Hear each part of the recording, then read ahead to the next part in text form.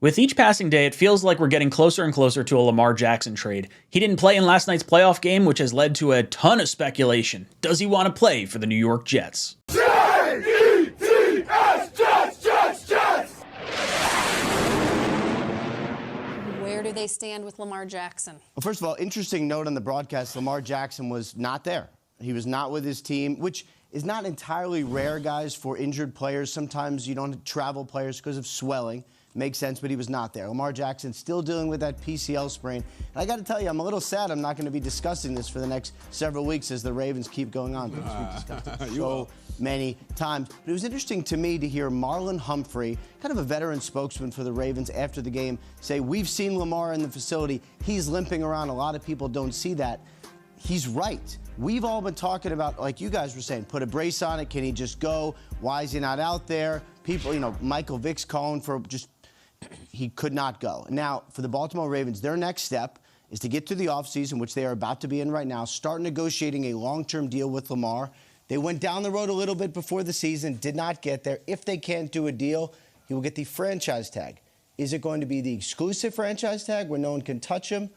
Or is it going to be the non-exclusive where someone could come in and make an offer sheet? That's kind of the next drama with Lamar, but he is still their quarterback going forward. Welcome to Jets Talk. My name's Ryan. I'll be your pilot. If you're new here, hit that subscribe button. If you've been here before, welcome back. I love having you here. Boys and girls, we are talking a little bit more Lamar Jackson news, and this is not going to be the only video that I do on this in the foreseeable future. I feel like this is going to be a very popular topic as each day continues to pass by. Last night, obviously, Lamar Jackson did not play in the playoff game against the Bengals. He didn't even go to Cincinnati to make the trip. Now, that's not uncommon, like Ian Rappaport says, with the swelling and whatnot.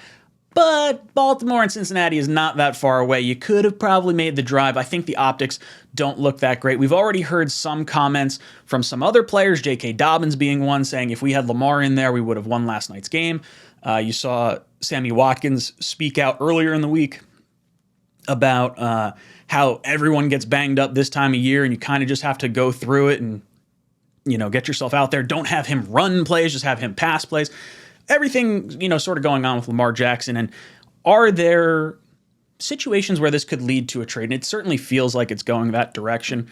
The note that Ian Rappaport brought up at the end was also brought up by Peter King. Peter King says, I think it's going to be hard for Jackson to get a long-term contract without significant protection for the team, which means to me a significant likelihood that the Ravens may use the non-exclusive franchise tag on Jackson. If he agrees to a contract with another team, the Ravens could match it or be awarded 2 first-round picks or a different deal the two teams could negotiate if the Ravens do not match. Lamar Jackson, 26 years old, had ruled himself out of the wild card game against the Bengals. That was the other weird thing, too. Like, he ruled himself out, as in not playing, not the team. The team apparently didn't know this tweet was actually happening. I think Harbaugh was the one that made comments on it afterwards. So a little squirrely from, like, the disconnect of your star quarterback and, like, the health and conditioning crew that you got going on in Baltimore. So not exactly the best optics. And while that was going on earlier in the day, now, this one, I'm trying to find a little bit of validity. This is a little bit more skepticism, but apparently Lamar Jackson liked a tweet of him in a Jets uniform with the caption, as days go by, it's looking more likely Lamar Jackson is a New York Jet. That coming from Optimistic Jets. So if that is in fact true, let me know, or is this just a photoshopped kind of image as well? But it's interesting nonetheless because he no longer likes it. And I saw some other tweets tweeting about it, and I was like, that's interesting. That's not a nothing burger. There's some stuff there. And let's unpack a little bit of this because we're talking about the non-exclusive franchise tag. That's really the piece I want to talk about here. So, one, him potentially liking the Jets tweet, him in a Jets uniform.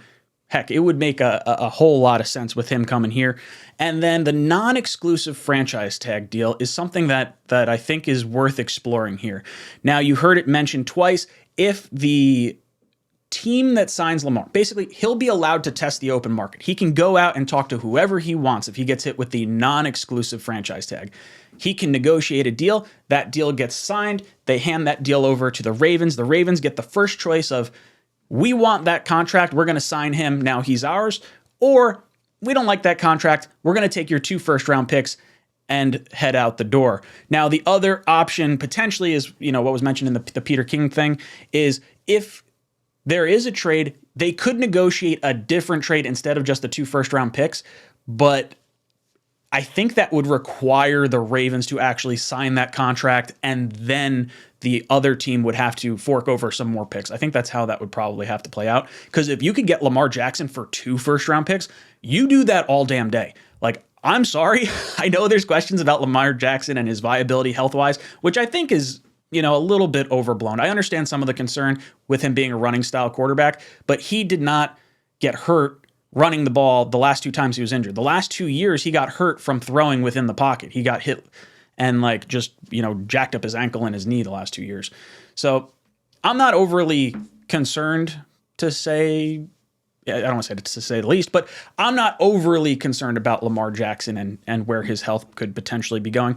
The other side of this is, are we concerned about him holding himself out of a game? And was there any, contractual issues at play here? And to me, I think it's hard to separate those two. I do think in some degree there was, hey, I don't have my contract signed, my new deal. I'm not risking my body. I think there is some validity to that for sure. By all reports, it sounds like Lamar Jackson was limping around the facility, and his teammates saw that he was not ready to go. And they said, even Sammy Watkins, like I mentioned earlier, oh, don't even have him don't have him run the ball, just have him pass the ball, which is, a silly thing to do. You don't risk injury like that. Now, if I'm Lamar, and I understand where fans come from, they're like, oh, he's already under contract. He signed his rookie deal. He's letting his team down. And I see where you're coming from with that. And I don't think you're necessarily wrong, but he didn't negotiate that deal. You're told that's your contract and you have significantly outperformed your contract. I have no problem with him sitting out a little bit here. I think that's okay. And especially after seeing what happened to RG3. You look at Shanahan put RG3 back in to try and get into the playoffs, or was it a playoff game? I don't remember what it was, but either way, he had a brace on his knee. Took a bad shot, altered RG3's career for his entire, the rest of his life. That was money he'll never, ever get back. And Lamar Jackson has a similar-ish issue right now. I think it's smart for him not to have played, for sure. Now, as far as him going to the New York Jets, regardless of what you're going to have to give up, what do you do? Is this a guy you want to bring in here? Because I think there's a lot of concern with, can he win a Super Bowl? I don't know if we've ever seen a quarterback like Lamar Jackson. And by me saying that, I know we have not seen a quarterback like Lamar Jackson. Michael Vick is the closest thing, and Lamar Jackson is just I think he's a much scarier athlete than Vick was, I think, comparatively. And the arm is just a rocket launcher. So when I'm looking at what Lamar does well, obviously the RPOs is really exciting. If he comes to the Jets and you can start running RPOs with Breece Hall and Bam Knight and Michael Carter, that's pretty damn exciting. You start looking at the wide receivers, got some nice weapons over here. You got the tight ends that Lamar already likes throwing to. I can see a situation where Lamar looks really attractive. And for fans that are agitated about some injuries and the cost of everything, I don't know if the Jets are in a position right now to be complaining about any sort of MVP caliber quarterback coming to the New York Jets. That seems absolutely asinine. I wonder what the resolution is for Lamar. What is the contract that gets this whole thing done? I don't know if we've heard him say he wants to be the highest paid quarterback, or if he just wants a certain amount of guarantees, and the deal was similar to the Le'Veon Bell deal that the Steelers offered, where it was a faux franchise tag. There's a real shot that the deal that was offered to Lamar that was reported to be $48 million was just the equivalent of 3 franchise tags in a row guaranteed. To me, that is not, it is a guarantee, but it's not fully what it was. Lamar Jackson, would he take a 2-year, imagine a 2-year, $120 million contract? It's just $60 million, but you stretch it out longer. So it's not actually $60 million cap hits for 2 years. I don't know. I have no idea what Lamar gets paid. I don't know what his contract value would be worth, but him being able to test the open market, go to other teams, get an offer sheet signed, see what he's worth. I like that. That's interesting. This is how you get a really good resolution here. So guys, let me know. Do you want Lamar Jackson? Are you completely against the whole Lamar Jackson thing? Do you think he actually liked that tweet? Do you think he sees himself as a New York Jet? Let me know in the comment section down below. And as always, Go Jets.